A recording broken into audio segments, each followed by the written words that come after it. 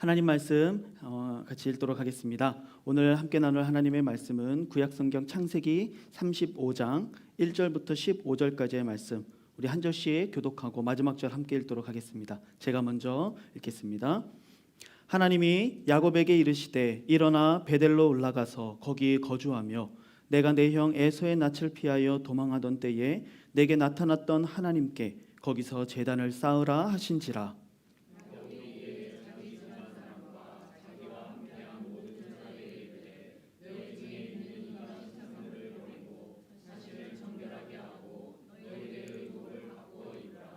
우리가 일어나 베델로 올라가자. 내 환난 날에 내게 응답하시며 내가 가는 길에서 나와 함께 하신 하나님께 내가 거기서 제단을 쌓으려 하노라 하매.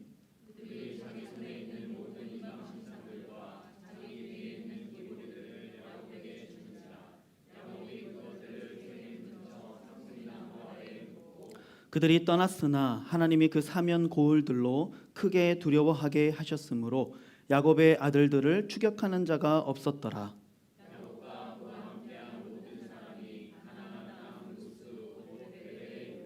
그가 거기서 제단을 쌓고 그곳을 엘베델이라 불렀으니 이는 그의 형의 낯을 피할 때에 하나님이 거기서 그에게 나타나셨음이더라.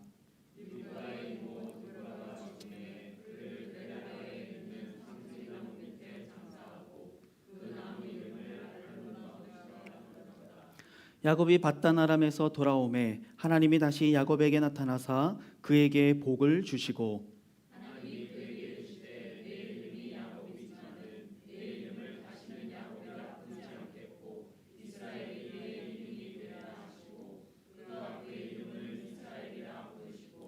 하나님이 그에게 이르시되 나는 전능한 하나님이라 생육하며 번성하라. 한 백성과 백성들의 총회가 내게서 나오고 왕들이 내 허리에서 나오리라.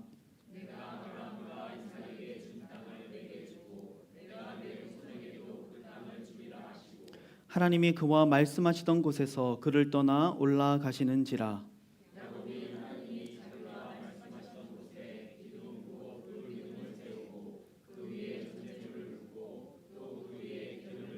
함께 있습니다. 하나님이 자기와 말씀하시던 곳의 이름을 베델이라 불렀더라. 아멘. 옆에 있는 성도님들과 한번 인사 나누겠습니다. 사랑하고 축복합니다. 사랑하고 축복합니다. 오늘 우리가 아직 가야 할 길이라고 하는 제목으로 하나님 말씀 함께 나누고 싶습니다. 이제 우리가 비전센터 입당을 진짜 이제 코앞에 두고 있는 것 같습니다. 제가 보니까 수요 예배가 입당 전에 예정대로라면 아직 한 번이 더 남아 있기는 하지만 이 스케줄을 따라 볼 때에 제가 수요 예배 설교는 이 사역센터에서 오늘이 이제 마지막이더라고요. 네, 그래서 이 시점에서 우리가 좀 어떤 말씀을 함께 나누고 또 도전하면 좋을까 이렇게 고민을 하다가 오늘 본문을 선택하고 함께 나누게 되었습니다. 오늘 본문을 보면은 우리가 잘 아는 이 야곱의 인생이 또 다른 새로운 스테이지로 이렇게 넘어가고 있는 것을 우리가 보게 됩니다. 세겜이라고 하는 지역에서 약 10년간을 정착해 있었습니다. 그런데 이제 그곳을 떠나 베델로 올라가라라고 하나님 명령하고 있는 것입니다. 익숙한 것을 떠나서 새로운 삶을 시작한다는 것은 결코 쉬운 일은 아닐 것입니다. 우리가 그저 이렇게 이사 한번 가는 것도 사실 쉬운 일이 아니잖아요. 그럼에도 불구하고 오늘 이 하나님의 명령을 따라 베델로 올라가는 바로 이 야곱의 삶이 어쩌면 이제 이 비전센터 입당을 앞두고 또 새로운 발걸음을 옮기는 우리 교회의 상황과 어쩌면 참 맞닿아 있다라는 느낌이 들었습니다.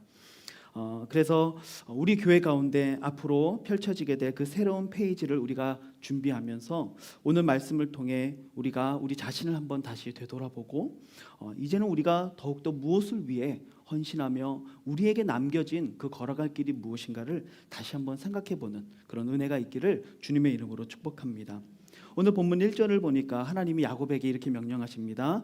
이르시되 일어나 베델로 올라가서 거기 거주하며 내가 내 형 에서의 낯을 피하여 도망하던 때에 내게 나타났던 하나님께 거기서 제단을 쌓으라 하신지라.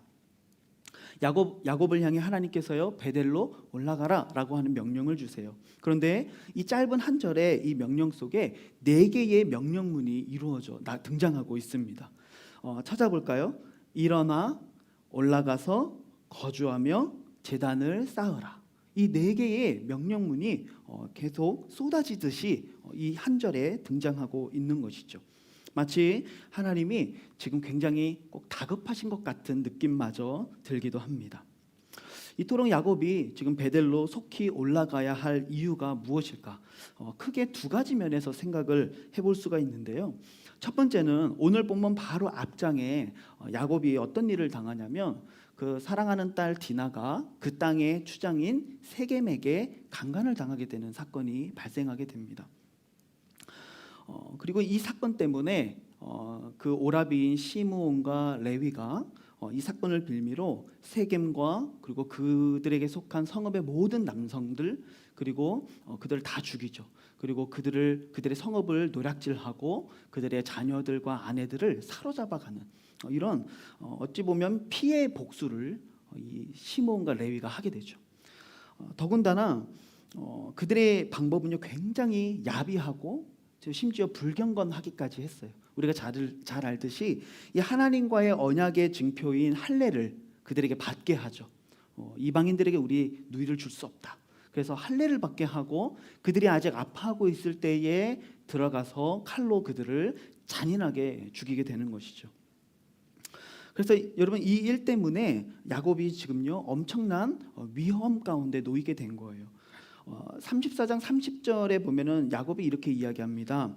시므온과 레위에게 이르되 너희가 내게 화를 끼쳐 나로 하여금 이 땅의 주민 곧 가나안 족속과 브리스 족속에게 악취를 내게 하였도다. 나는 수가 적은즉 그들이 모여 나를 치고 나를 죽이리니 그러면 나와 내 집이 멸망하리라. 누구를 두려워하고 있어요? 가나안 족속과 브리스 족속에게 자신의 숫자가 적기 때문에 내가 멸망하게 될 거다라고 두려움에 휩싸이게 된 거죠. 이런 큰 위험 가운데 야곱이 놓이게 된 것이죠. 말 그대로 야곱은 숫자가 적었어요. 그래서요 이 가나안 족속의 연합군을 막아낼 수 없는 상황이었던 것이죠. 그래서 하나님은요 야곱을 보호하시기 위해서 속히 베델로 올라가게 하시는 것이죠. 하지만 하나님께서 야곱을 베델로 올라가게 하시는 보다 근본적인 이유가 있어요. 지금 이것은 표면적인 이유고요. 정말 근본적인 이유가 있는데 다시 1절 말씀을 보면 하나님이 자신을 어떻게 표현하시냐면 내 형 에서의 낯을 피하여 도망하던 때에 내게 나타났던 하나님께 가서 제단을 쌓아라. 수식어 너무 길죠. 그냥 하나님께라고 해도 되고 아니면 우리가 잘 아는 아브라함과 이삭의 하나님이라고 표현할 수도 있을 것 같은데 굳이 뭐라고 표현해요? 너가 너의 형 낯을 피해서 도망가던 때에 너에게 나타났던 바로 그 하나님, 바로 그 하나님께 가서 제단을 쌓으라라는 말을 듣게 되는 것이죠. 야곱은요 바로 이 말을 들을 때에 지난 오랜 세월 잊고 있었던 그리고 묵혀두었던 하나님께 드렸었던 바로 그 서원이 생각났을 것입니다. 어떤 서원이었습니까? 창세기 28장 21절 22절 말씀에 보니까 야곱이 이렇게 서원했어요. 어떤 상황이냐면 지금 외삼촌 집으로 도망가고 있었던 때예요. 그리고 들에서 밤 하늘을 바라보며 돌베개를 베고 잠을 자다가 천사들이 이 사닥다리를 타고 오르락내리락 하는 환상을 보게 된 것이죠. 그때 이렇게 하나님께 서원했습니다. 내가 평안히 아버지 집으로 돌아가게 하시오면 여호와께서 나의 하나님이 되실 것이요 내가 기둥으로 세운 이 돌이 하나님의 집이 될 것이요 하나님께서 내게 주신 모든 것에서 10분의 1을 내가 반드시 하나님께 드리겠습니다. 바로 이게 하나님 앞에 드렸던 야곱의 서원이었어요. 하나님께서 야곱을 이토록 서둘러서 베델로 올라가게 하시는 이유는요 야곱에게 아직 걸어가야 할 사명의 길이 남아있기 때문이라는 사실이죠. 야곱은 어찌 보면 지금요 굉장히 편안한 상태예요. 어쩌면 노후를 즐길 만한 시기라고 말할 수 있죠. 지금 이 때는요 베냐민을 제외한 11명의 아들과 1명의 딸을 두고 있는 상태예요. 자녀들도 많이 있어요. 또 에서의 그 형의 에서의 위협으로부터도 지금 안전해져 있는 상태예요. 외삼촌의 집으로부터도 돌아왔고 또 나올 때에 굉장히 많은 가축들을 데리고 나오면서 굉장히 많은 부를 축적하면서 나왔었죠. 아마 성경에 정확히 언급하고 있지는 않지만 아마도 야곱 스스로 생각했을 것 같아요. 이제는 내가 좀 노후를 즐길 단계가 되지 않았을까.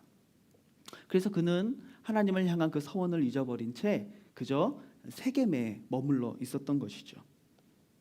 하지만 하나님이 나타나셔서 말씀하시는 거예요. 콕 집어서 말씀하시는 거예요. 너가 너의 형 에서를 피해서 도망하던 때에 너에게 나타났던 그 하나님께 가서 제단을 쌓아라. 너가 했던 바로 그 서원을 갚으라는 것이죠. 너에게 아직 가야 할 길이 남아 있다는 것이죠. 너의 최종적인 목적지가 이 세겜 땅이 아니라는 것이죠. 저는 이 말씀을 묵상하면서 우리 개인의 신앙생활도 그렇지만 특별히 우리 교회가 맞이한 상황에 대해서 좀 묵상해 보았습니다. 우리 교회가 참 이 비전 센터를 구입하고 벌써 한 10여 년의 이게 시간이 지났지만은 그래도 지난 한 1년 반 정도의 시간을 생각해 보면은 참 급변했던 상황들이 우리에게 펼쳐졌던 것 같아요. 참 불가능할 것 같았던 그런 일들이 이 코로나 시기 속에서도 이제 우리가 비전 센터 입당이라고 하는 그 일을 우리가 이제 맞이하게 된 것이죠. 마치 일어나 올라가서 거주하고 제단을 쌓으라고 다급하게 말씀하시는 그 하나님의 메시지가 오늘 우리들을 향한 메시지처럼 느껴졌습니다. 일어나 올라가서 거주하며 제단을 쌓으라. 바로 이 명령이 바로 나를 향한 그리고 우리 실로암 장로교회를 향한 하나님의 음성처럼 느껴졌다. 바로 이 말입니다. 우리에게 여전히 감당해야 될 사명이 있다는 것이죠. 우리에게 참 좋은 예배당이 이제 눈앞에 펼쳐졌지만 이것이 끝이 아니라 이제 이것을 시작으로 우리에게는 여전히 걸어가야 될 길이 있고 남겨진 사명이 있고 혹은 우리가 잊고 있었던 사명이 있을 수도 있고 회복해야 될 사명이 있을 수도 있으며 앞으로 더 새롭게 감당해야 될 사명이 우리 앞에 아직 놓여 있다라고 하나님이 우리에게 말씀하시는 것 같았습니다. 하나님께서 우리에게 이 비전 센터라고 하는 정말 이렇게 큰 놀라운 은혜를 주신 것은요, 이것이 끝이 아니라 이제 더 책임감 있게 그리고 더 집중해서 우리에게 할 일이 있다라고 말씀하고 있다는 것이죠. 어떤 사명들이 있을까 이렇게 생각을 해보면서 특별히 이 로고스 비전이 떠올랐습니다. 제자 훈련을 통해 평신도를 세우는 교회, 선교의 사명을 감당하는 교회, 다음 세대를 세우는 교회, 이 시드니의 다문화를 섬기는 교회, 그리고 이 지역 사회를 커뮤니티를 섬기는 교회로 사용하는 사명을 감당하는 것. 여러분 이것이 또한 우리들에게 맡겨진 사명이 아닐까 생각합니다. 여러분 이 로고스 비전이 우리들에게 단지 어떤 말뿐인 외침이나 슬로건이 되지 않기를 소망합니다. 정말 우리가 이 비전을 붙잡고 우리에게 맡겨진 아직 남겨진 그 길들을 우리가 같이 함께 걸어가기를 주님의 이름으로 축복합니다. 이것이 우리가 감당해야 할 본질적인 사역이라고 생각합니다. 우리 교회의 표어가 무엇입니까? 본질을 회복하여 새 시대를 열어가는 교회. 정말 이 본질적인 사역을 혹 우리가 놓치고 있지는 않았습니까? 잊고 있지는 않았습니까? 오늘 너무나도 안일한 모습으로 우리가 신앙생활을 하고 있지는 않았습니까? 오늘 우리들의 삶 속에 이 신앙의 삶 속에 새로운 페이지가 이제 펼쳐질 준비가 됐습니다.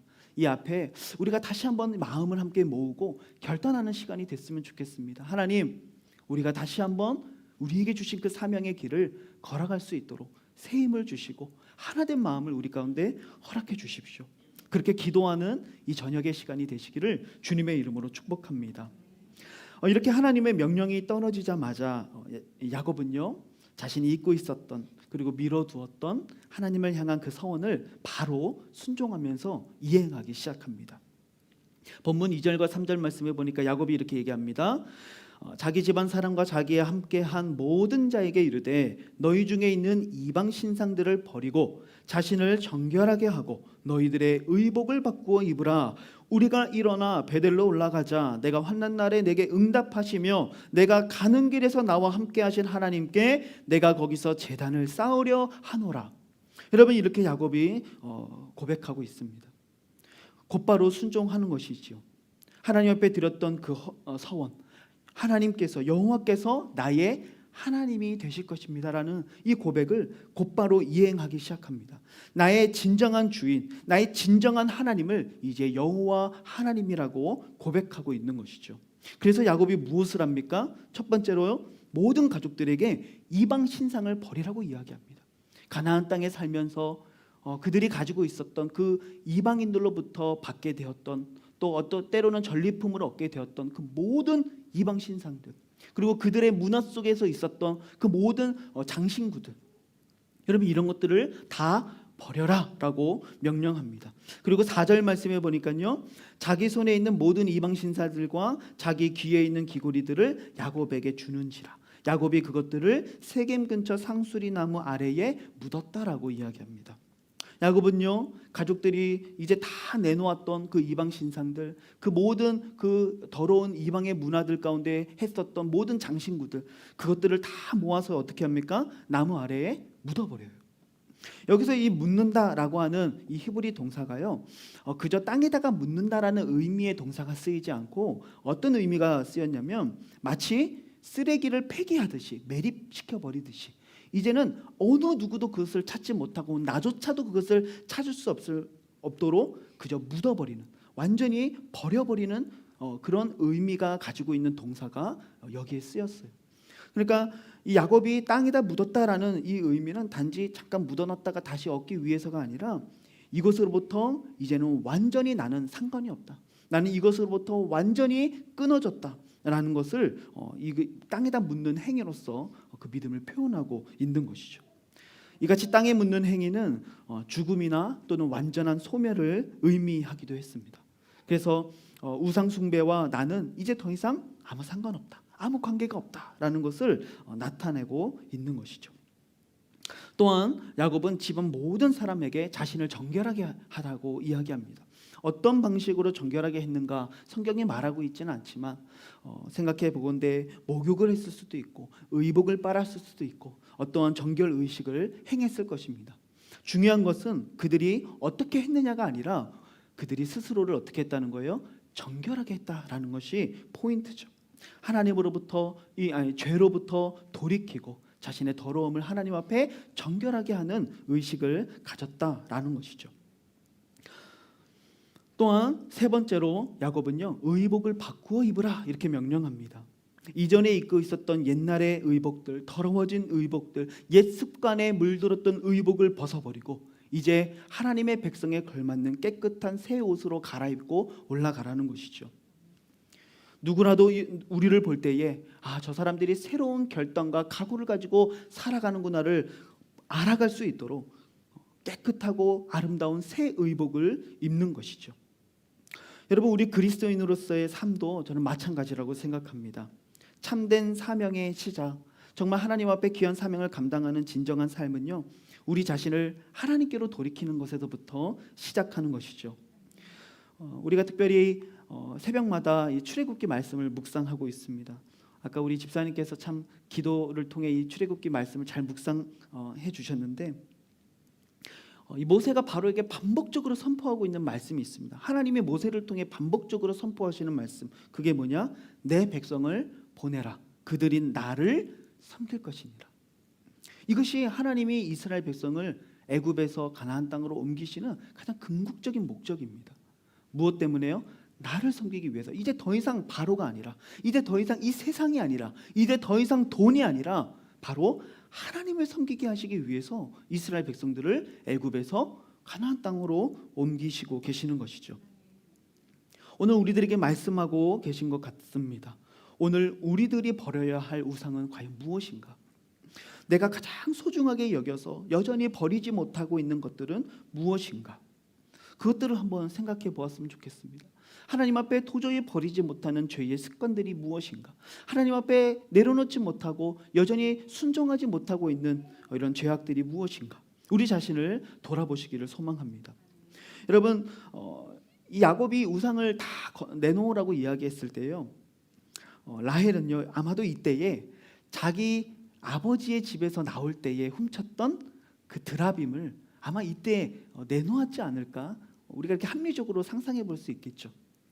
아마 그 드라빔이 나왔을 때 야곱이 아마 깜짝 놀랐을 것 같아요. 그렇죠?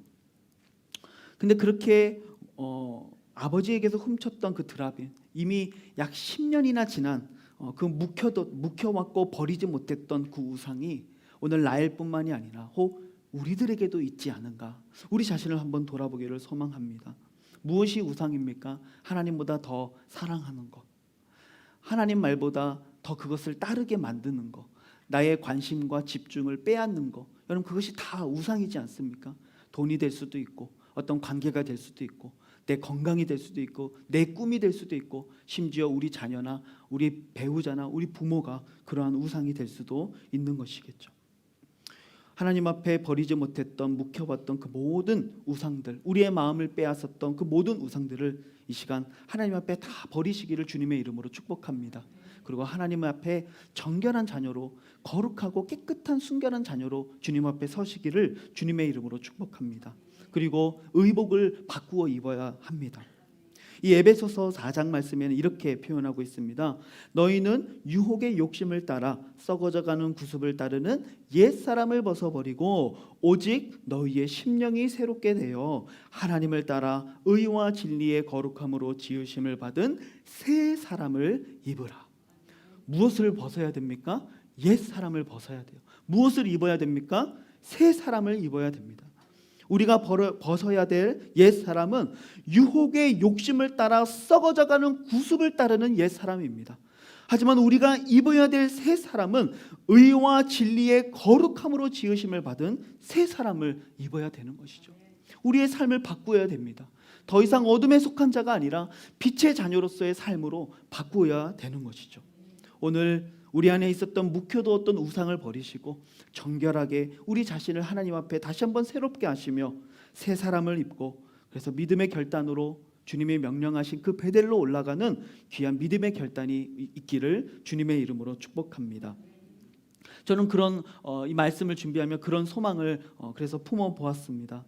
우리 모두가 이 비전센터를 입당하면서 다시 한번 우리의 마음을 새롭게 하고, 우리 안에 있었던 묵혀두었던 모든 불평, 모든 원망, 또 모든 죄악으로부터 돌이키고 다시 한번 우리가 한 마음이 되고 하나님을 향한 비전과 꿈을 꾸면서 마음껏 주님 앞에 사역하고 전도하며 선교하며 다음 세대를 세워나가는 이 아름다운 부흥의 날들을 잠시 꿈꿔 보았습니다.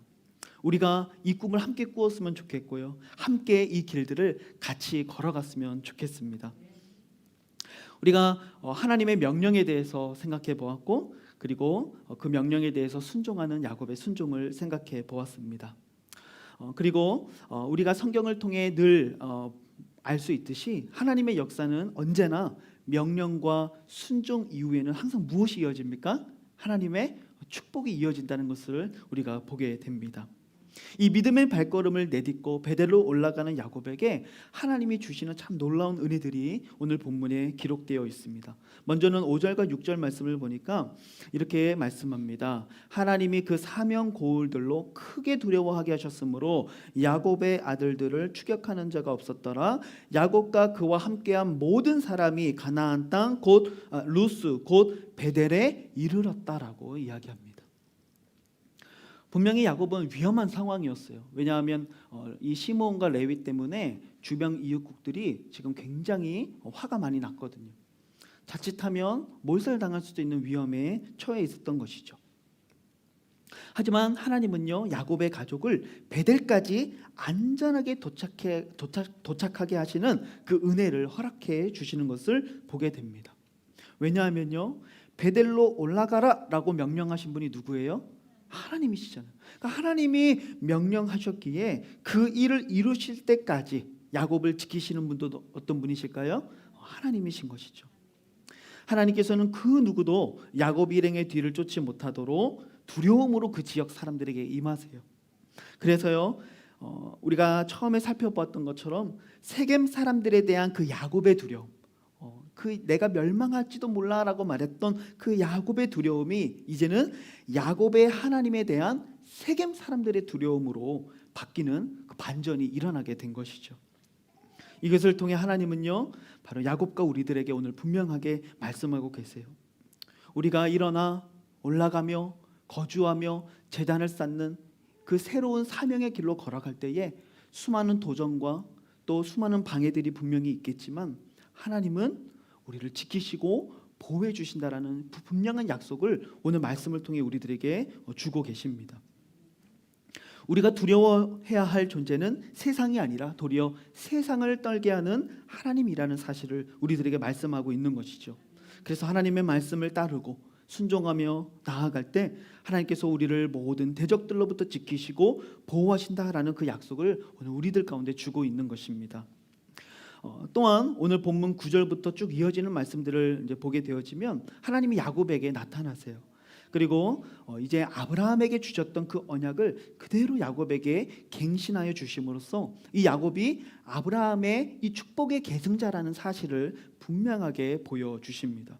창세기 35장 11절 말씀 보니까요, 하나님이 이렇게 말씀하십니다. 나는 전능한 하나님이라 생육하며 번성하라. 한 백성과 백성들의 총회가 내게서 나오고 왕들이 내 허리에서 나오리라. 여러분, 생육하고 번성하라, 이것이 바로 인류에게 주셨던 첫 번째 명령이셨고 또한 이것이 아브라함에게 주셨던 명령이죠. 아브라함이 어떤 약속을 주셨어요? 바다의 모래를 보라, 하늘의 별들을 보라, 저렇게 수없이 많은 자손들을 너에게 줄 것이다. 너로 큰 민족을 이루게 하겠다라는 하나님 약속을 아브라함에게 주셨죠. 오늘 야곱에게도 동일한 약속을 주시는 거예요. 생육하고 번성해라. 그래서 너로 말미암아 이스라엘의 왕들이 나오게 되는 크고 강한 민족을 형성하도록 너를 번성케 하시겠다라고 하나님 약속하고 있는 것이죠. 또한 오늘 본문 12절 말씀에 보면은요, 내가 아브라함과 이삭에게 준 땅을 내게 주고 내가 내 후손에게도 그 땅을 주리라. 바로 이 땅에 대한 약속을 동일하게 야곱에게도 주시면서 바로 이 야곱이 아브라함의 복을 이어받는 축복의 계승자다라는 사실을 보여주고 있는 것이죠. 여러분, 저는 기복주의 신앙을 옹호하지도 않고 주장하지도 않지만 그럼에도 불구하고 성경을 연구하면서 분명하게 말할 수 있는 것이 있다면 오늘 본문에서 하나님은 야곱에게 복을 주셨다는 거예요. 우리가 예수 그리스도 안에서 이 야곱과 같이 영적인 아브라함의 자손이 되었습니다. 야곱에게 주시는 이 복들이 바로 오늘 예수 그리스도를 통해 우리들에게도 동일하게 흐르고 있다는 것을 성경은 말하고 있는 것이죠. 그래서 하나님의 약속을 믿고 야곱과 같이 순종하며 따라가며 순종하는 자에게 하나님은 반드시 이 아브라함의 복이 그의 인생 속에 흘러가게 하시는 것이죠. 저는 이 복이 단지 어떤 물질이나 번영을 보장하는 것이 아니라고 말하고 싶습니다. 하지만 이 복은 더욱더 고차원적인 놀라운 하나님의 은혜를 담고 있죠. 바로 전능하신 하나님이 바로 나의 하나님이 되시고 나의 보호자가 되시고 나의 아버지가 되시고 나의 인도자가 되시며 바로 이 세상 전체를 가지신 그 하나님이 바로 나의 상급이 되시는 바로 이 하늘에 속한 신령한 복으로 하나님 우리를 분명히 충만하게 해주실 거다라고 본문은 약속하고 있습니다. 여러분, 오늘 우리가 이 새로운 이 역사의 페이지를 함께 넘기면서 다시 한번 주님 앞에 이 순종과 또 헌신의 삶을 한번 같이 결단했으면 좋겠습니다. 그리고 하나님이 주실 그 참 아름다운 복, 우리의 삶에 하나님이 역사하시고 그 하나님의 영광을 나타나게 하실 그 영광스러운 복을 우리가 함께 바라보며 하나님을 향해 전진하는 귀한 은혜가 있기를 주님의 이름으로 축복합니다. 마지막으로 오늘 본문 9절을 보니까 참 재미있는 표현이 등장합니다. 야곱이 밧단 아람에서 돌아오매라고 이야기합니다. 어떤 상황이냐면 야곱이 지금 베델로 가서 거기에서 지금 제단을 쌓고 하나님 앞에 이미 그 서원을 이행하고 있는 그 시점을 이야기하고 있는 것이죠. 근데 참 아이러니한 것은요, 성경은 이제야 야곱이 밧단 아람에서 돌아왔다라고 표현하고 있어요. 여러분, 이 밧단 아람이 어디냐? 야곱이 약 30년 전에 형 에서를 피해 도망갔던 그 외삼촌 집이 있는 곳이 어디예요? 거기가 밧단 아람이에요. 야곱이 밧단 아람을 떠나온 지는요 벌써 약 10여 년의 시간이 지났습니다. 근데 성경은 이제서야 야곱이 밧단 아람에서 돌아왔다라고 말하고 있어요. 무슨 의미일까요? 그것은요, 야곱이 하나님 앞에 그 서원했던 그곳으로 돌아와서 그곳에서 그 서원을 따라 하나님을 나의 하나님으로 삼고 그것이 하나님의 집이 되고 하나님 옆에 11조를 드리는 이 남겨진 이 사명의 길들을 감당할 때에야 비로소 하나님은 야곱이 돌아왔다라고 보시는 거죠. 여러분, 우리도 여전히 가야 할 길이 남아 있습니다. 우리는 참 역사적인 순간을 맞이하고 있는데 어쩌면 이제 돌아오는 주일이 ACU에서의 약 20여 년간의 시간을 마무리하는 역사적인 날이 될 것 같습니다. 이제 새로운 예배당에서 우리가 예배하게 될 텐데 하나님께서 허락하신 이 귀한 자리에서 우리가 그저 안주하고 그곳에서 만족하고 앉아 있는 것이 아니라 여전히 우리에게 걸어가야 될 길이 있고 돌아가야 할 장소가 있고 감당해야 될 사명이 있으며 여전히 더 책임감 있고 더 집중해서 해야 할 일들이 우리들에게 여전히 많이 남아있다는 사실을 우리가 다시 한번 기억했으면 좋겠습니다. 그래서 우리 안에 있는 모든 묵혀뒀던 우상을 버리고 정결하게 하고 새 사람으로 우리의 옷을 갈아입고 순종함으로 그 베델을 향해 오늘도 전진하는 그 귀한 믿음의 행진이 오늘 우리 가운데 일어나기를 주님의 이름으로 축복합니다. 오늘 말씀을 가지고 우리 같이 한번 기도했으면 좋겠습니다. 하나님, 이제 끝이 아니라 우리는 더 새로운 길을 향해 나아갑니다. 여전히 우리에게 맡기신 일들이 있고 우리가 감당해야 될 사명이 있으며 하나님 여전히 우리에게 더 많은 책임과 더 많은 집중력을 요구하시는 하나님의 사명이 우리 가운데 놓여 있음을 시간 고백합니다. 하나님, 우리의 묵혀두었던 그 모든 이방 신상들을 이제 내어버리고 그것을 땅에 묻어버리고 정결하게 하며 새 사람으로 옷 입고 하나님이 우리에게 가라 명령하신 그 베델을 향하여 함께 행진하는 우리 실로암 교회가 되게 해주십시오. 우리 한 사람 한 사람 그러한 성도들이 되게 해주십시오. 그리하여 우리 교회를 통해 정말 아름다운 하나님의 꿈이 이루어지게 하시고 정말 세계 복음화와 또 이 지역 사회를 섬기는 하나님 우리에게 주신 이 로고스 비전을 성취해 나아가는 아름답고 능력 있는 교회가 될 수 있기를 우리가 함께 기도했으면 좋겠습니다. 그러나 먼저는 우리가 주님 앞에 그 헌신을 다짐해야 될 줄로 믿습니다. 하나님, 우리 한 사람 한 사람이 다시 한번 주님 앞에 이 헌신을 다짐하게 해주십시오. 결단하게 해주십시오. 우리 안에 있었던 모든 원망과 불평과 하나님 그 안에 있었던 모든 이방신들을 버리고 주님을 향해 달려갈 수 있는 믿음의 결단이 있게 해주십시오. 오늘 말씀을 생각하며 우리 같이 한번 결단하며 기도하기를 소망합니다. 기도하시겠습니다.